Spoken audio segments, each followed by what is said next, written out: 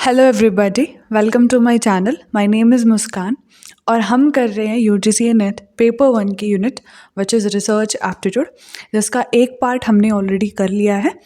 और अगर आप इस वीडियो से स्टार्ट कर रहे हो सो आई रिक्वेस्ट यू कि पहले आप वो वीडियो देखिए, फिर इस वीडियो को कंप्लीट कीजिए। और पिछली वीडियो में हमने समझा रिसर्च क्या है, रिसर्च का बेसिक पर्पस क्या है, स्टेप्स ऑफ रिसर्च प्रोसेस। और पिछली वीडियो में छोटी सी मिस्टेक होगी, वीडियो की एडिटिंग के दौरान कुछ क्लिप्स जो हैं वो आगे पीछे हो गए। तो मैं आपसे जानना चाहती हूँ कि आपको समझ आ रहा है या नहीं आ रहा है। अगर किसी को मतलब समझने में दिक्कत हो रही हो तो please let me know in the comment कि समझ नहीं आ रहा है, थोड़ी कॉम्प्लेक्स हो रहा है, तो मैं वीडियो को डिलीट करूँगी और दोबारा अपलोड करूँगी। अगर ये है कि आप समझ पा रहे हो ईजीली तो भी मुझे बताना, so that I get the satisfaction, नहीं तो फिर डिलीट करनी है। और अभी हम स्टार्ट करते हैं आज का लेक्चर। और लेक्चर को स्टार्ट करने से पहले एज़ यूजुअल हम जो है पिछले लेक्चर की थोड़ी सी रिवीजन करेंगे। तो हमने पढ़ा था रिसर्च क्या होता है, रिसर्च का बेसिक पर्पस देखा था हमने कि इसके थ्रू हम थ्योरीज बनाते हैं, नए कॉन्सेप्ट्स बनाते हैं। जो पुरानी जो रिसर्चर्स थी उनमें अगर कुछ कमियां हैं तो वो दूर करने की कोशिश करते हैं, अपनी क्यूरोसिटी को फुलफ़िल कर सकते हैं, कुछ प्रैक्टिकल प्रॉब्लम्स को सॉल्व कर सकते हैं और जो वर्ल्ड फिनोमिनाज होते हैं उनको समझ सकते हैं रिसर्च के थ्रू। ठीक है, हमने स्टेप्स ऑफ रिसर्च देखे थे कि पहले हम एक टॉपिक सिलेक्ट करते हैं, फिर रिसर्च प्रॉब्लम बनाते हैं, उसके बाद हम जो है अपना ऑब्जेक्टिव एम डिसाइड करते हैं, उसके बाद लिटरेचर रिव्यू। मैंने लिटरेचर रिव्यू के कुछ फंक्शंस बताए थे और तो कमेंट्स में आप मुझे बताओगे कि लिटरेचर रिव्यू हम क्यों करते हैं, क्योंकि PYQs में 2-3 बार पूछा गया। तो मुझे आप बताओगे कि लिटरेचर रिव्यू के क्या क्या बेनिफिट्स हैं। उसके बाद हम हाइपोथेसिस बनाते हैं, हाइपोथेसिस बनाने के बाद जो हम अपना रिसर्च डिज़ाइन तैयार करते हैं, ठीक है, अपने डिपेंडेंट वेरिएबल्स को डिफ़ाइन करते हैं, ऑपरेशनल डेफिनेशन बनाते हैं। उसके बाद हम अपना सैम्पल डिज़ाइन करते हैं, डाटा कलेक्शन करते हैं, डाटा को एनालाइज करते हैं, फिर जनरलाइजेशन होती है, फिर रिपोर्ट राइटिंग होती है। तो ये हमने देखे रिसर्च प्रोसेस के सारे स्टेप्स। और अब हम स्टार्ट कर रहे हैं अपना नेक्स्ट टॉपिक, जिसमें हम पढ़ेंगे टाइप्स ऑफ रिसर्च। तो रिसर्च के जो टाइप्स है वो हम पढ़ेंगे क्लासिफिकेशन के थ्रू, क्योंकि इससे आपको बेटर समझ में आएगा। और अगर आपको टाइप्स ऑफ रिसर्च के 1-2 टाइप अच्छे से फंडामेंटली समझ में आ गए तो आपको कोई भी रिसर्च दे दी जाए जो मतलब आपको नहीं पता नहीं कितने टाइप और बना सकते हैं, ठीक है। बट अगर आपका बेसिक क्लियर है तो आप अपना क्वेश्चन बना लोगे, ठीक है। इतनी फाउंडेशन हम बना के चलेंगे, ठीक है। तो सबसे पहला हम करते हैं रिसर्च। हम 2 रिसर्च लेंगे जो एक दूसरे के थोड़े अपोजिट होंगे। तो सबसे पहली रिसर्च है वो है फंडामेंटल रिसर्च और उसके अपोजिट में है अप्लाइड रिसर्च। अपोजिट में नहीं है बट हम थोड़ा सा डिफरेंशिएट करके पढ़ेंगे। तो फंडामेंटल रिसर्च वो होती है जहाँ पे हम थ्योरीज बनाते हैं, ठीक है, जो हमारे आगे के काम का फंडामेंटल तैयार करती है, जो बिल्कुल बेसिक होती हैं, ठीक है। जैसे आप अपने सब्जेक्ट में देख सकते हो कि कुछ थ्योरीज होंगी तो वो फंडामेंटल रिसर्च का पार्ट होती हैं, ठीक है। अगर उसी रिसर्च को, जैसे आपकी फंडामेंटल रिसर्च है, उसको आप जो है अप्लाई करो, ठीक है, तो वो बन जाती है आपकी अप्लाइड रिसर्च। जैसे मैं अपने एग्जांपल देती हूँ अपने सब्जेक्ट का। मेरा सब्जेक्ट साइकोलॉजी है, इसमें सोशल साइकोलॉजी है। सोशल साइकोलॉजी में बहुत सारे रिसर्चेस हुई हैं, ठीक है। तो वो होती है फंडामेंटल रिसर्च का पार्ट, ठीक है। बट मैं बात करूँ अगर स्पोर्ट्स साइकोलॉजी की, अब साइकोलॉजी को अप्लाई किया जा रहा है स्पोर्ट्स के फील्ड में। ऐसे ही एजुकेशनल साइकोलॉजी होती है, साइकोलॉजी को एजुकेशन के फील्ड में अप्लाई किया जा रहा है। तो ये सारे आपके अप्लाइड रिसर्च के पार्ट होते हैं और जहाँ पे थ्योरीज होती है वो आपके फंडामेंटल रिसर्च का पार्ट होता है, ठीक है। और जो आपकी फंडामेंटल रिसर्च है उसके 2 और नाम है, ये अपने नोट्स में लिख लेना। फंडामेंटल रिसर्च को बोला जाता है बेसिक रिसर्च या फिर प्योर रिसर्च, क्योंकि वो प्योर रिसर्च है, ठीक है। तो ये हमें समझ में आ गया। और जो आपकी अप्लाइड रिसर्च है वो मोस्टली क्वांटिटेटिव होती है, ये आगे मैं बताऊंगी आपको। तो अब हम देखते हैं सेकेंड टाइप ऑफ रिसर्च। जो हम डिफरेंशिएट करने वाले हैं वो है क्वालिटेटिव और क्वांटिटेटिव, ठीक है। पहले मैं थोड़ा सा बेसिक्स क्लियर कर देती हूँ। क्वालिटेटिव रिसर्च वो होती है जिसमें नंबर्स नहीं होते हैं। जो हमारा डाटा आता है वो जो है टेक्स्ट की फॉर्म में आता है, इमेजेस की फॉर्म में आता है, ठीक है। जैसे आपकी केस स्टडीज़ होगी, ऑब्जर्वेशन मेथड हो गया, ठीक है, ये आपके क्वालिटेटिव रिसर्च का पार्ट होता है। दूसरी तरफ अगर हम देखें क्वांटिटेटिव रिसर्च को, तो क्वांटिटेटिव रिसर्च में हम जो प्योर वो रिसर्च होती है ना, जो एक्सपेरिमेंटल होती है, जो आपकी फिजिक्स में केमिस्ट्री में यूज़ होती है, ठीक है, वो वाली रिसर्च होती है। ये रिसर्च जो है वो आपके ह्यूमैनिटीज़ वाले टॉपिक पे भी अप्लाई होती है, बट मैं वैसे समझाने के लिए बता रही हूँ।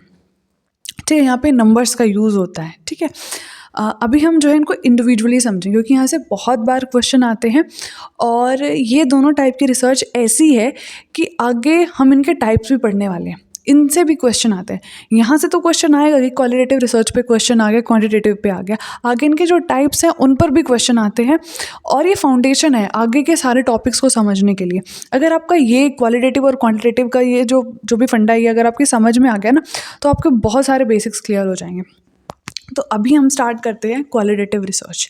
ठीक है, तो क्वालिटेटिव रिसर्च की जाती है जब हम कुछ एक्सप्लोर करना चाहते हैं। ठीक है, जब हम कोई मतलब ऐसी चीज़ एक्सप्लोर करना चाहते हैं जो पहले किसी ने नहीं की है, हम उस चीज़ को इन डेप्थ अंडरस्टैंड करना चाहते हैं, तब हम करते हैं क्वालिटेटिव रिसर्च। इसीलिए क्वालिटेटिव रिसर्च को एक्सप्लोरेटरी रिसर्च भी बोला जाता है। अपने नोट्स में लिखिए। ठीक है, क्यों बोला जाता है? क्योंकि यहाँ पे हम जो है मतलब बिल्कुल इन डेप्थ जाके कुछ चीज़, नई चीज़ एक्सप्लोर करते हैं। ठीक है, मैं आपको एग्जांपल देती हूँ एक।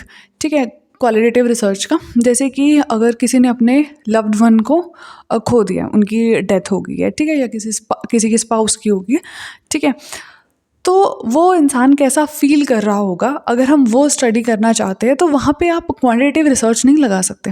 क्वांटिटेटिव क्या लगाओगे, एक दो क्या लगाओगे, उसमें कुछ नंबर्स नहीं आएंगे, वहाँ पे क्वालिटेटिव रिसर्च ही लगेगी। ठीक है, और ये ऐसी चीज़ है जिसको आप इन डेप्थ अंडरस्टैंड करना चाहते हो। ठीक है, कि how that person is feeling. ठीक है, और इसमें आपका जो डाटा आएगा वो भी वर्ड्स की फॉर्म में आएगा। ठीक है, कि वो बंदा डिप्रेस फील कर सकता है, एंक्शस फील कर सकता है, और बहुत सारी फीलिंग्स वहाँ पे जुड़ी हो सकती है, और बहुत सारे बिहेवियर्स भी जुड़े हो सकते हैं। ठीक है, तो हम उसको कैसे डिफाइन करेंगे? वर्बल फॉर्म में करेंगे। ठीक है, और उसके बाद मैंने मेथड इसके बता दिए हैं। ठीक है, और दूसरी चीज़, इसमें जो ये ऑब्जेक्टिव नहीं होती है, यहाँ पे सब्जेक्टिविटी आती है। अब मान लो मैं किसी की केस स्टडी कर रही हूँ, ठीक है, मैं उसको वर्बली फॉर्म में लिख रही हूँ, तो आपको नहीं लगता वहाँ पे थोड़ी बहुत बायसनेस आएगी? ठीक है, क्योंकि वहाँ पे मैं अपनी इंटरप्रिटेशन लिख रही होंगी कहीं ना कहीं। ठीक है, तो ये साइंटिफिक नहीं होती है, यहाँ पे सब्जेक्टिविटी आती है। और दूसरी चीज़ है, ये स्ट्रक्चर्ड नहीं होती है। ठीक है, कंप्लीटली स्ट्रक्चर्ड नहीं होती है।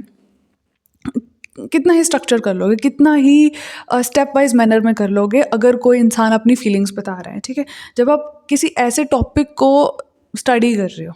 ठीक है, और उसके अलावा जो PYQs में पूछा गया, आपकी क्वालिटेटिव रिसर्च में कोई हाइपोथेसिस नहीं होती है। ठीक है, मैंने आपको बताए थे स्टेप्स ऑफ रिसर्च प्रोसेस। ठीक है, जितने भी रिसर्च प्रोसेस के स्टेप्स थे वो सारे होते हैं, बट क्या नहीं होता? हाइपोथेसिस नहीं होते। इसमें हम कोई हाइपोथेसिस नहीं बना सकते। अब जो मैंने आपको टॉपिक दिया था कि कैसे एक इंसान फील कर रहा होगा जिसने अपना स्पाउस खो दिया, आप क्या हाइपोथेसिस बनाओगे? कि अगर उसके स्पाउस की डेथ सीवियर हुई होगी तो उसको ज़्यादा दुख हो रहा होगा, अगर कम सीवियर हुई होगी तो उसको कम। हम कोज एंड इफेक्ट रिलेशनशिप नहीं बता सकते क्वालिटेटिव रिसर्च में। ठीक है, ऐसा नहीं हो सकता है यहाँ पे। और कोई IVDV नहीं हो सकता। बाकी प्रॉब्लम स्टेटमेंट हो गई आपकी, बाकी सारी चीज़ें जो है वो इसमें होती हैं, बट हाइपोथेसिस नहीं होती है। PYQs में पूछा गया। और एक और चीज़, अगर मैं किसी चीज़ पर एम्फेसिस कर रही हूँ ना, तो वो PYQs में आई हुई है। ठीक है, क्योंकि मैं हर बार ये नहीं बोल सकती कि ये PYQs में आया हुआ है, ये PYQs में आया हुआ है। तो अगर किसी चीज़ को मैं ज़ोर लगा के बोल रही हूँ, इसका मतलब वो PYQ में आया हुआ है या फिर वो इम्पॉर्टेंट है। ठीक है, ओके, तो ये हो गया हमारा टॉपिक कंप्लीट। हाँ, एक और चीज़, क्वालिटेटिव जो रिसर्च होती है वो इंडक्टिव रिसर्च होती है। इंडक्टिव कैसे होती है? देखो, यहाँ पे हम जो है केस स्टडीज़ करते हैं। ठीक है, इंटरव्यू लेते हैं, तो वो एक इंसान का लेते हैं, बहुत सारे लोगों का नहीं लेते हैं। ठीक है, फिर उस चीज़ को जो है हम जनरलाइज करते हैं, या फिर मतलब अप्लाई करने की कोशिश करते हैं और लोगों पे। तो हम यहाँ कैसे जाते हैं? स्पेसिफिक टू जनरल जाते हैं। इसीलिए ये जो है इंडक्टिव रिसर्च हो जाती है हमारी। तो हमने ये देख लिया क्वालिटेटिव रिसर्च, और मैं पॉइंटर्स की फॉर्म में आपको बता देती हूँ, तो आप अपने नोट्स में लिख लेना। पहली चीज़ कि एक एक्सप्लोरेटरी रिसर्च है, यहाँ पे जो है हम नई चीज़ें स्टडी करने की कोशिश करते हैं। और एक और चीज़, किसी क्वांटिटेटिव रिसर्च को करने से पहले भी आपको एक बार क्वालिटेटिव रिसर्च करनी ही पड़ती है, ठीक है? It's pre requisite. और क्या क्या बताया मैंने, हाइपोथेसिस इसमें नहीं होती, आईवीडीवी इसमें नहीं होता, ठीक है? इंडक्टिव रिसर्च इसको बोलते हैं। और यहाँ पे आप इन डेप्थ अंडरस्टैंडिंग करते हैं किसी भी टॉपिक की, कॉन्सेप्ट की। और यहाँ पे जनरलाइजेशन पॉसिबल नहीं होती है। मतलब इस तरीके की जो चीज़ें हैं हम यहाँ पे करते हैं। तो पॉइंटर्स के फॉर्म में इन्हें अपने वर्ड्स में कैसे भी लिख लेना। बेसिक्स क्लियर करना, एग्जाम में क्वेश्चन कितना भी स्ट्रक्चर्ड, कितना भी डिफिकल्ट बना दें, आपका बेसिक क्लियर होगा तो क्वेश्चन आराम से बन जाएगा। बस क्वेश्चन को 2 बार पढ़ लेना, ठीक है? अभी हम करते हैं क्वांटिटेटिव रिसर्च। देखिए, मैंने आपको बता दिया कि क्वांटिटेटिव रिसर्च जो होती है उसमें डाटा जो है मेट्रिक होता है। मेट्रिक मतलब नंबर्स। आपकी क्वालिटेटिव रिसर्च नॉन मेट्रिक थी और जो क्वांटिटेटिव रिसर्च है वो मेट्रिक है। यहाँ पे नंबर्स की बात होगी, ठीक है? और ये रिसर्च ऑब्जेक्टिव होती है, ठीक है? यहाँ पे बायसनेस करने का स्कोप नहीं है, ठीक है? क्योंकि यहाँ पे होते हैं प्रॉपर एक्सपेरिमेंट्स, ठीक है? मैं आपको जो आपकी क्वांटिटेटिव रिसर्च है इसके टाइप्स ही बता देती हूँ। इसके 3 टाइप्स हैं। पहला है डिस्क्रिप्टिव रिसर्च, दूसरा है ट्रू एक्सपेरिमेंटल रिसर्च और थर्ड है आपका कोरिलेशनल रिसर्च, ठीक है? थोड़ा थोड़ा बता देती हूँ, बाकी हमें इन्हें जो है आगे डीप में करना ही है। अब पहला है हमारा डिस्क्रिप्टिव रिसर्च। डिस्क्रिप्टिव रिसर्च में हम कुछ नहीं करते, अपने वेरिएबल्स को देखते हैं, ठीक है? क्योंकि जो आपकी क्वांटिटेटिव होती है ना, यहाँ पे हम proper cause and effect relationship find out करने की कोशिश करते हैं, ठीक है? तो यहाँ पे डिस्क्रिप्टिव रिसर्च में जो है हम अपने वेरिएबल्स को डिफाइन करते हैं, उनको जानने की कोशिश करते हैं। इतना ही काम होता है, कुछ ज़्यादा इसमें नहीं होता है। उसके अलावा जो आपकी ट्रू एक्सपेरिमेंटल रिसर्च है, यहाँ पे आप proper cause and effect relationship है वो फाइंड आउट करने की कोशिश करते हो, ठीक है? इनके भी आगे बहुत सारे टाइप है, ये हम करेंगे, बट अभी समझने के लिए सिर्फ इतना करना है। उसके बाद थर्ड जो टाइप है वो है हमारा कोरिलेशनल रिसर्च। यहाँ पे हम देखते हैं कि 2 वेरिएबल्स के बीच में कितनी एसोसिएशन है, ठीक है? अगर एक बढ़ रहा है तो दूसरे पे क्या है, वो बढ़ रहा है या घट रहा है या फिर वो न्यूट्रल है, कुछ फ़र्क नहीं पड़ रहा। ये हम कोरिलेशनल रिसर्च के अंदर जो है हम पढ़ते हैं। इनकी रेलिवेंस क्या है ये आपको आगे समझ में आएगी। मैं आगे बहुत सारे एग्जांपल्स दे के आपको समझाऊंगी। और क्वांटिटेटिव रिसर्च का भी दे देती हूँ। जैसे आपका कॉफ़ी और कंसंट्रेशन का हम देखते हैं, ठीक है? अगर आप ज़्यादा कॉफ़ी पियोगे, उसकी अमाउंट बढ़ाओगे तो आपकी कंसंट्रेशन बढ़ेगी, ठीक है? यहाँ पे मैं प्रॉपर नंबर दे रही हूँ कि मान लो मैंने 3 ग्राम डाली, मैंने 4 ग्राम डाली, ठीक है? मैं ऐसे डिफ्रेंशिएट कर सकती हूँ। कंसंट्रेशन को भी मैं किसी टेस्ट के थ्रू मेजर कर सकती हूँ, ठीक है? तो यहाँ पे जो है प्रॉपर मेजरमेंट हो सकती है। यहाँ पे जो है नंबर्स का यूज़ हो सकता है। ये जो रिसर्च है ये ऑब्जेक्टिव हो सकती है, ठीक है? मैंने सिर्फ एग्जांपल के लिए बताया इसको। तो ये हो जाता है आपका क्वांटिटेटिव रिसर्च। और जो आपका क्वांटिटेटिव रिसर्च है इसको बोला जाता है एक्सप्लेनेटरी रिसर्च। क्वालिटेटिव को क्या बोला था हमने, एक्सप्लोरेटरी। इसको बोलते हैं एक्सप्लेनेटरी। क्यों बोलते हैं? क्योंकि यहाँ पर हम किसी फिनोमिना को एक्सप्लेन करने की कोशिश करते हैं, ठीक है? एक्सप्लोर करने की कोशिश नहीं करते कि जो बिल्कुल नया कुछ फाइंड आउट करने की कोशिश करते हैं, नहीं। सिर्फ जो चीज़ें हैं उनको एक्सप्लेन करने की हम कोशिश करते हैं। अभी हम आते हैं तीसरे टाइप पर, जिसपे हम समझेंगे इंडक्टिव रिसर्च और डिडक्टिव रिसर्च को, ठीक है? मैंने इंडक्टिव और डिडक्टिव इनका अच्छे से मीनिंग बताया हुआ है, तो अभी आप उसको जो है रिसर्च के फील्ड में अप्लाई करके देखिए, ठीक है? तो इंडक्टिव रिसर्च क्या होती है, जिसमें हम जो है स्पेसिफिक टू जनरल जाते हैं। जैसे आपकी कौन सी रिसर्च है मैंने बताया आपको, वो आपकी होती है क्वालिटेटिव रिसर्च, ठीक है? उसके साथ ही रिलेट करना है इसको, बस दूसरा ही नाम है। ऐसे आपकी जो डिडक्टिव रिसर्च होगी उसको बोला जाता है क्वांटिटेटिव रिसर्च, ठीक है? वहाँ हम कैसे जाते हैं, हम एक जनरल चीज़ से स्पेसिफिक इंस्टांसेस पे जाते हैं, तो वो आपकी डिडक्टिव रिसर्च होती है, ठीक है? जिसको इंडक्टिव और डिडक्टिव इनके मीनिंग में डिफ़िकल्टी है, वो मेरी वीडियो देखिए, लॉजिकल रीजनिंग की पहली ही वीडियो है, उसमें मैंने बहुत अच्छे से एलोबरेट किया हुआ है, आपको समझ में आ जाएगा। और अभी हम करते हैं फोर्थ टाइप। ये बहुत ईजी सी है, मेन है क्वालिटेटिव और क्वांटिटेटिव, ठीक है? उसमें आपका स्ट्रक्चर्ड और अनस्ट्रक्चर्ड। स्ट्रक्चर्ड कौन सा होगा, जो बिल्कुल साइंटिफिक तरीके से होगा, रिलेट कीजिए क्वांटिटेटिव रिसर्च से। अनस्ट्रक्चर्ड होगा, उसमें थोड़ी बायसनेस होगी, वो प्रॉपर साइंटिफिक नहीं होगा, तो वो आपकी क्वालिटेटिव रिसर्च हो जाती है, ठीक है? अगर आपको क्वालिटेटिव और क्वांटिटेटिव ये समझ में आ गया ना, तो आप बना लोगे बाकी। तो मैंने सोचा है कि इस वीडियो में हम जो है अपनी क्वालिटेटिव रिसर्च जो है वो कंप्लीट कर लेते हैं, उसके जितने भी टाइप्स हैं, मेथड्स हैं, वो कवर कर लेते हैं। और अगली वीडियो में हम क्वांटिटेटिव रिसर्च को अच्छे से समझ लेते हैं। अगर दोनों एक साथ करा दी तो थोड़ा सा कॉम्प्लेक्स भी हो जाएगा और वीडियो भी लंबी हो जाएगी। तो अभी हम स्टार्ट करते हैं आपके मेथड्स ऑफ क्वालिटेटिव रिसर्च। और क्वालिटेटिव रिसर्च मैंने बहुत अच्छे से समझा दिया आपको कि यहाँ पे जो है नॉन मेट्रिक डाटा हम यूज़ करते हैं। डाटा होता है वर्बल फॉर्म में, टेक्स्ट की फॉर्म में, इमेजेस की फॉर्म में, ठीक है। यहाँ पे सब्जेक्टिविटी आती है, यहाँ पे हाइपोथेसिस नहीं होती है, यहाँ पे हम एक्सप्लोरेशन करते हैं। और किसी क्वांटिटेटिव रिसर्च को करने से पहले क्वालिटेटिव रिसर्च का करना इम्पॉर्टेंट होता है, ठीक है। हर बार तो नहीं, बट इम्पॉर्टेंट है करना, ठीक है। अभी हम बात करते हैं इसके मेथड्स की। मेथड्स मतलब किस किस फॉर्म में हम इसको देख सकते हैं। तो सबसे पहला है इंटरव्यू।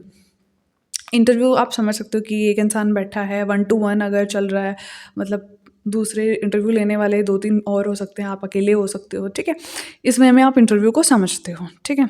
यहाँ पे हम करते क्या हैं, पहली बात तो आपका जो इंटरव्यू है इसके भी आगे पार्ट है, ठीक है। एक होता है स्ट्रक्चर्ड, एक unstructured, semi structured. Structured interview वो होता है जहाँ पे पहले एक क्वेश्चन डिसाइड कर रखे हैं, ठीक है। आपसे आपका नाम पूछा जाएगा, आपसे कुछ पर्टिकुलर क्वेश्चन पूछे जाएंगे जनरल नॉलेज के, ऐसा कुछ क्वेश्चन, ऐसा कुछ क्वेश्चन, सब कुछ पहले लिखा हुआ होता है जो आपसे पूछना होता है। और अनस्ट्रक्चर्ड ऐसे होते हैं, कुछ सोच समझ के नहीं आपसे पूछा जाएगा, आपसे रैंडमली कुछ भी पूछा जाएगा, ठीक है। जैसा आप बोलते जाओगे उसके अंदर से आपसे क्वेश्चन पूछ लिए जाएंगे, वो आपका अनस्ट्रक्चर्ड जो है आपका इंटरव्यू होता है। और बीच का हो गया सेमी स्ट्रक्चर्ड, कुछ क्वेश्चन जो है आप प्री प्रिपेयर करके रखोगे और कुछ क्वेश्चन जो है ऑन द स्पॉट जो है आपसे पूछे जाएंगे, तो वो होता है आपका सेमी स्ट्रक्चर्ड, ठीक है। और बस इसमें इतना ही समझना था। और देखो डाटा जो है वर्बल फॉर्म में आएगा, अब एक इंसान जो है वो वर्बली ही जो है अपनी बातों को समझाएगा। तो ये इंटरव्यू का बेसिक है आपका। क्वेश्चन आएगा तो बहुत इजी आएगा, इसमें से कुछ नहीं ज़्यादा आएगा, बस ये स्ट्रक्चर्ड, अनस्ट्रक्चर्ड, सेमी स्ट्रक्चर्ड ये समझ लेना थोड़ा सा। उसके बाद जो दूसरा मेथड है वो है फोकस ग्रुप और डिस्कशन। इसमें क्या होता है, हम जो है 6-10 लोगों को लेते हैं, पार्टिसिपेंट को, एक मॉडरेटर को लेते हैं, ठीक है। और वो 6 से 10 लोगों के बीच का ग्रुप, 6 और 7 हो कितने भी हो, वो एक टॉपिक पर डिस्कस करेंगे। मान लो कोई इकोनॉमिक पॉलिसी है या फिर किसी भी टॉपिक पर कि सोशल मीडिया कैसे इफ़ेक्ट कर रहा है मेमोरी को, कुछ भी आप टॉपिक ले सकते हो। उस पर जो है 5-6 लोग जो है बात करेंगे, ठीक है। मॉडरेटर वो होगा जो उनकी डिस्कशन को एक डायरेक्शन देगा, ठीक है। मॉडरेटर का वो काम करेगा। PYQs में पूछा गया है, वो लिख लीजिए। पहली बात, फोकस ग्रुप डिस्कशन कोई इंटरव्यू नहीं है, मतलब क्लियरली कोई ये इंटरव्यू नहीं है। इसको मतलब स्टार मार्क करके अपने नोट्स में लिख लेना। और डिस्कशन सिर्फ एक ही टॉपिक पर होती है। स्ट्रक्चर्ड और अनस्ट्रक्चर्ड भी हो सकता है कि बातें कहीं पर भी जा सकती है, किसी भी टॉपिक पर पूछा जा सकता है। और अगर इस पैनल में मतलब जो ये 5-6 लोगों का ग्रुप है, अगर ये किसी फील्ड में एक्सपर्ट्स हुए, ठीक है, मान लो कुछ साइंटिस्ट ही किसी टॉपिक पर बात कर रहे हैं या फिर इकोनॉमिस्ट ही किसी पॉलिसी पर बात कर रहे हैं, तो वो हो जाता है आपका डेल्फाई ग्रुप। अगर कोई एक्सपर्ट पैनल बैठा हुआ है, तो अगर कोई एक्सपर्ट लोगों की कमेटी है तो उसको हम बोलते हैं डेल्फाई ग्रुप, ठीक है। अभी हम देखते हैं तीसरा method, which is narrative research. और इसको ही जो है स्टोरीड रिसर्च बोला जाता है, PYQs में आया हुआ है। इसमें हम क्या करते हैं कि हम किसी फिनोमेना को समझने की कोशिश करते हैं, इसको एग्जांपल के थ्रू समझते हैं। अब जैसे जयपुर का इंसिडेंट हुआ या फिर भोपाल गैस ट्रेजेडी हुई, ठीक है, जो भी हुआ वो, आप वहाँ पे रहने वाले लोगों को स्टडी करना चाहते हो कि वो लोग अभी कैसा फील कर रहे हैं, उनकी हेल्थ कैसी जा रही है, उनके इमोशंस कैसे हैं, उनकी मेंटल हेल्थ कैसी है, ठीक है। आप इस पर स्टडी करना चाहते हो, आपको बहुत सारी चीज़ें मिलेंगी, ठीक है। आपको कुछ लोगों के थ्रू पता चल सकता है कि ये इंसिडेंट ऐसे हुआ, लोगों पे ऐसे ऐसे इसके इफ़ेक्ट पड़े। आपको न्यूज़पेपर के थ्रू पता चल सकता है, ठीक है, टीवी, रेडियो, ये सब। और बहुत सारे तरीके हैं जिससे आपको थोड़ी थोड़ी इन्फॉर्मेशन मिलेगी। अब वो इन्फॉर्मेशन, वो मतलब स्कैटर्ड इन्फॉर्मेशन तो किसी के काम की नहीं है जब तक आप उसको एक फॉर्मेट में नहीं बताते लोगों को, ठीक है। अब मैं रिसर्च कर रही हूँ तो मेरा काम है ना कि जितना भी मेरे को डाटा मिला मैं उसको एक स्टोरी की फॉर्म में लोगों को बताऊँ, जैसे आपकी डॉक्यूमेंट्री होती है, ठीक है। अलग अलग तरीके से आप जो है नॉलेज इकट्ठा करते हो, फिर उसको एक स्टोरी की फॉर्म में जो है लोगों को दिखाते हैं, तो वो आपकी नैरेटिव रिसर्च होती है, ठीक है। इसको ही बिब्लियोग्राफी भी बोला जाता है, नोट्स में लिख लेना। और बस यही होता है कि उसको स्टोरी की फॉर्म में जो आप दिखाते हो, ऐसे आप कर सकते हो किसी इंसान की लाइफ के बारे में। अगर कोई फेमस पर्सनालिटी है, जैसे महात्मा गांधी की लाइफ होगी, ठीक है, उसके ऊपर अगर कोई रिसर्च करना चाहता है, जैसे किसी सब्जेक्ट में होती होगी, मुझे इतना आइडिया नहीं है, तो उनके बारे में अलग अलग तरीक़ों से इन्फॉर्मेशन मिल सकती है। उनकी खुद की बुक से, उनके आसपास के लोगों से, ठीक है, उनके दोस्तों से, ठीक है, बहुत तरीके से इन्फॉर्मेशन मिल सकती है और उसको एक स्टोरी की फॉर्म में जो है दिखाया जा सकता है लोगों को, तो वो स्टोरीड रिसर्च होती है, नैरेटिव रिसर्च होती है। तो फोर्थ मेथड जो है वो है आपका ऑब्जर्वेशन मेथड। नाम से ही समझ में आता है कि हम जो है ऑब्जर्व करते हैं चीज़ों को, लोगों को, ठीक है, जो भी आपका मैटर ऑफ रिसर्च है। और ये दो टाइप की होती है, फर्स्ट है नेचुरलिस्टिक, दूसरी है कंट्रोल। नेचुरलिस्टिक क्या है, किसी फिनोमिना को आप नेचुरली पढ़ रहे हो, जैसा वो एग्जिस्ट कर रहा है नेचर में, उसी तरीके से आप उसको स्टडी करने की कोशिश कर रहे हो। जैसे आप मान लो किसी चाइल्ड की डेवलपमेंट को देखकर ऑब्जर्व करना चाहते हो, जैसे आपने जीन पियाजे ने किया, जिन्होंने उनकी थ्योरी पढ़ी है वो समझ सकते हैं, ठीक है, वो भी एक तरीका हो सकता है रिसर्च करने का। और डाटा कैसे आएगा, वर्बल फॉर्म में। दूसरा है कंट्रोल रिसर्च। वहाँ पे कंट्रोल रिसर्च में क्या होता है, आप कुछ कुछ वेरिएबल्स को कंट्रोल करने की कोशिश करते हो, ठीक है, वो आपका कंट्रोल रिसर्च होती है। फिफ्थ मेथड है फिनोमिनोलॉजी। फिनोमिनोलॉजी क्या होता है, जब आप किसी इंसान के लिव्ड एक्सपीरियंसेस को, ठीक है, लिखते हो या फिर उस पर रिसर्च करते हो, वो होती है फिनोमिनोलॉजी, ठीक है।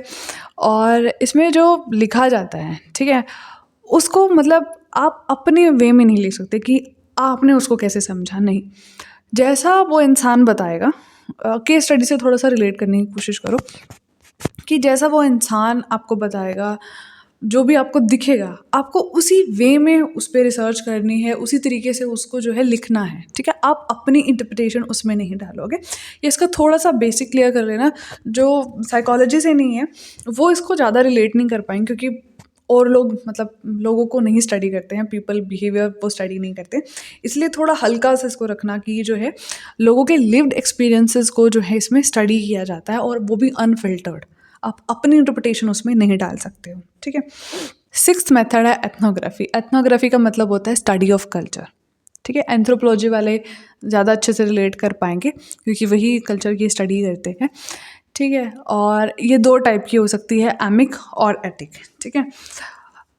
एमिक में क्या होता है कि जब आप किसी कल्चर को समझने की कोशिश करते हो विदाउट कंपैरिजन, जैसे इंडिया में सेलिब्रेशन होता है बहुत सारे फेस्टिवल्स का, जैसे हम दिवाली लेते हैं, ठीक है, आप उसके कल्चर को समझना चाहते हो कि कैसे ये लोग इस दिवाली को सेलिब्रेट करते हैं, या फिर और कोई कल्चर जो आप स्टडी करना चाहते हो किसी भी पर्टिकुलर रीजन का, ठीक है। और मैंने बता दिया कि यहाँ पे कंपैरिजन नहीं होता। अगर कंपैरिजन नहीं होता तो इस रिसर्च को बोला जाता है इडियोग्राफिक, क्योंकि इडियोग्राफिक में सिर्फ आप एक चीज़ को स्टडी करते हो without comparing it with others, ठीक है। और दूसरा मैंने बताया था एटिक अप्रोच। एटिक में क्या होता है, आप कंपैरिजन करते हो, ठीक है। अब जैसे इंडिया में मकर संक्रांति जो है वो मतलब कंट्री के डिफरेंट पार्ट्स में अलग अलग तरीके से मनाया जाता है, ठीक है। अगर हम नॉर्थ ईस्ट की बात करें, आसाम में अलग तरीके से मनाया जाता है, अगर हम साउथ में देखें तो अलग तरीके से बनाते हैं, इधर नॉर्थ में भी अलग तरीके से बनाते हैं, ठीक है। तो हम कंपैरिजन कर रहे हैं कि वो कैसे पर्टिकुलर फेस्टिवल को सेलिब्रेट करते हैं। ये बहुत मतलब क्रूड सा एग्जांपल है, बट समझ लेना कि इस तरीके से हम जो है कल्चर को स्टडी करने की कोशिश करते हैं without comparison and with comparison, ठीक है। ये हो सकता है। और डाटा कैसे कलेक्ट हो सकता है, किसी कल्चर को कैसे समझा जा सकता है, या तो आप डायरेक्ट इंटरव्यू ले लो कि आपके कल्चर में ऐसा ऐसा होता है, ये तरीका हो गया। दूसरा, आप ऑब्जर्व कर सकते हो, देखते रहो कि कैसे कर रहे हैं लोग, ठीक है, ये भी तो मेथड हो सकता है। And this is ethnography. अब हम कहते हैं सेवंथ जो आपका और मेथड है विच इज़ हिस्टोरिकल रिसर्च, ठीक है। हिस्टोरिकल रिसर्च जैसे आपके हिस्ट्री वाले होते हैं जो वो कॉजेज़ जानने की कोशिश करते हैं जो पास्ट में हो चुका है, कि वो क्यों हुआ, they try to find the why behind things. तो ये आपका हिस्टोरिकल रिसर्च मेथड होता है। अपने वर्ड्स में लिख लेना है इसको, क्योंकि इसमें एक और चीज़ है, इसमें जो डाटा होता है वो मोस्टली आर्काइवल होता है, ठीक है। जो पास्ट में जो 100-200 साल पहले हुआ, इंसान तो मिलेंगे नहीं कि आपको बिल्कुल प्राइमरी डाटा मिले। यहाँ पे हमें मिलता है सेकेंडरी डाटा। सेकेंडरी डाटा को मोस्टली पेपर फॉर्म में बोला जाता है, ठीक है, तो वो हमें मिलता है, इसलिए इसको जो है मोस्टली आर्काइवल बोला जाता है। एट्थ मेथड है केस स्टडी, ठीक है। केस स्टडी आपने सुना भी होगा, जब हम किसी एक इंसान को, एक ग्रुप को, ठीक है, एक फैमिली को इन डेप्थ स्टडी करने की कोशिश करते हैं, वो हो जाती है हमारी केस स्टडी, ठीक है। और मोस्टली यहाँ पे जो डाटा होता है वो प्राइमरी डाटा होता है, क्योंकि हम डायरेक्ट उन लोगों से ही पूछते हैं कि जो भी हमें पढ़ना होता है। मान लो हम किसी कंपनी को स्टडी करना चाहते हैं, मतलब उसमें कुछ मिसहैप हो गया, तो वो भी हमारी केस स्टडी का पार्ट हो सकता है। अगर मैं बताऊँ, आप किसी कंपनी के कल्चर को समझना चाहते हो तो वो केस स्टडी में नहीं आएगा, वो एथनोग्राफी में जाएगा, क्योंकि कल्चर एक कंपनी का भी हो सकता है, एक शहर का भी हो सकता है, एक स्कूल का भी हो सकता है, ठीक है। कल्चर किसी चीज़ का भी हो सकता है, तो थोड़ा सा ये क्लासिफिकेशन रखना। और केस स्टडी में कोई कॉज एंड इफेक्ट नहीं होता, आप जस्ट स्टडी करते हो किसी भी फिनोमिना को, ठीक है, दैट्स इट। उसके बाद होता है हमारा action research, very very important. मैं कुछ ना कुछ क्वेश्चंस भी इसके ऐड करूँगी, बहुत सारे क्वेश्चन आए हुए हैं, ठीक है। पहले तो इसमें एक 4 स्टेप प्रोसेस होती है, वो समझने की कोशिश करो। इसमें क्या होता है कि पहले हम जो चीज़ों को प्लान करते हैं, मान लो मैं किसी चीज़ के ऊपर रिसर्च करना चाहती हूँ, कुछ काम करना चाहती हूँ, ठीक है। मैं सबसे पहले क्या करूँगी, इसको प्लान करूँगी, ठीक है। फिर उस पर एक्ट करूँगी, ठीक है। पहला स्टेप हो गया प्लान, दूसरा स्टेप हो गया एक्शन, ठीक है। उसके बाद मैंने काम कर दिया, अब मैं क्या करूँगी, ऑब्जर्व करूँगी मैंने जो किया, ठीक है। और फिर उसके बाद मैं रिफ्लेक्शन करूँ कि मेरी क्या कमियाँ थी, मुझे क्या सुधारना चाहिए, ठीक है। अगर कुछ कमियाँ रही तो मैं फिर से प्लान करूँगी, फिर से एक्ट करूँगी, फिर से ऑब्जर्व करूँगी, फिर से रिफ्लेक्ट करूँगी, ठीक है। तो ये जो है एक्शन रिसर्च का पूरा प्रोसेस होता है, ये बहुत इंपॉर्टेंट है, डायरेक्ट पूछा हुआ है। इसकी शॉर्ट फॉर्म है PAOR, ऐसे याद रख लेना। पूछा गया है इसमें, मतलब पेपर 1 में बहुत बार, मेरे पेपर 2 में भी पूछा गया है, तो इम्पॉर्टेंट है कि एक्शन रिसर्च। और इसको बोला जाता है प्रैग्मेटिज्म, मतलब हम लर्न करते हैं बाय डूइंग, क्योंकि हम प्लान कर रहे हैं, सीधा कर रहे हैं, एक्शन पे आ रहे हैं, ठीक है। तो बहुत सारी चीज़ें ऐसी होती है जो हम करके सीखते हैं, तो वो एक्शन रिसर्च का पार्ट हो गया है, ठीक है। इसके मैं PYQs कराऊंगी तो आपको थोड़े बहुत फैक्ट्स और पता चलेंगे, तब हम इसको अच्छे से समझेंगे। तो ये हमने देखे क्वालिटेटिव रिसर्च के सारे मेथड्स, इनके नोट्स बना लेना, अपने वर्ड्स में लिख लेना, और जिस पे मैंने बहुत ज़्यादा एम्फेसिस दिया है उनको जो है स्टार मार्क करके लिख लेना, और बार बार रिवीजन करते रहना, सारे मेथड समझ में आ जाएंगे। और इजी हैं, क्वालिटेटिव रिसर्च के मेथड्स इजी हैं। और नेक्स्ट वीडियो में हम जो है क्वांटिटेटिव रिसर्च करेंगे, उसके सारे टाइप्स देखेंगे, और उसके साथ जुड़े हुए छोटे छोटे कॉन्सेप्ट्स जिससे बहुत बार क्वेश्चंस आते हैं, तो वो करेंगे। और देखते हैं कितना हो पाती है ये unit. I will try my best कि मैं ये यूनिट तो कंप्लीट करा दूँ आपकी एग्ज़ाम से पहले। आई थिंक 1 से स्टार्ट हो रहे हैं एग्ज़ाम और 15 तक चलेंगे, तो आई ट्राई माई बेस्ट कि मैं ये यूनिट अच्छे से कंप्लीट करा दूँ, PYQs करवा दूँ। नेक्स्ट वीडियो में हम इसके और जो पिछला लेक्चर था इसके कंबाइंड टॉपिक्स के जो भी PYQs होंगे वो सॉल्व करेंगे। कुछ होमवर्क दूंगी, तो प्लीज़ रिवाइज कर लेना इन दोनों लेक्चर्स को। एंड कुछ कमेंट्स के आंसर करना चाहूँगी। बच्चे बोल रहे थे कि, मतलब एक बच्चे का ही कमेंट आया था कि एंग्जाइटी फील हो रही है एग्ज़ाम से पहले, सब कुछ पढ़ लिया है फिर भी डर लग रहा है। तो अगर थोड़ी बहुत है तो इट्स नॉर्मल, सबको फील होती है, मुझे भी फील हुई थी, एग्ज़ाम वाले दिन भी फील होती है, it's normal. It becomes problematic when it start hindering with your studies, ठीक है। अगर थोड़ी बहुत हो रही है तो इट्स ओके। अगर बिल्कुल पढ़ाई ही नहीं हो पा रही है then it is a problem. तो अपनी स्टडी को ये एक्सक्यूज़ दे के मत छोड़ना कि मुझे तो एंग्जाइटी फील हो रही है, मुझे तो डर लग रहा है, नहीं। अगर अब मेहनत छोड़ दी तो फिर 6 महीने वेट करना, फिर से सेम स्ट्रेस सेम बर्डन लेके पढ़ना, हाँ ये तो सही नहीं है, ठीक है। तो अभी अच्छे से मेहनत कर लो, 10-15 दिन है, अच्छे से पढ़ाई करो, रिवीजन करो, हो जाएगा एग्ज़ाम, इट्स ओके। सबको फील होती है ये थोड़ी सी एंग्जाइटी, नर्वसनेस। और इसके अलावा कोई कमेंट्स थे क्या? हाँ यही था। सो विद दैट, हाँ तो हमने अपना ये 2 टॉपिक कंप्लीट कर लिया आज, types of research and qualitative research के methods. So with that we end our video. So bye bye. Thank you so much for watching this video.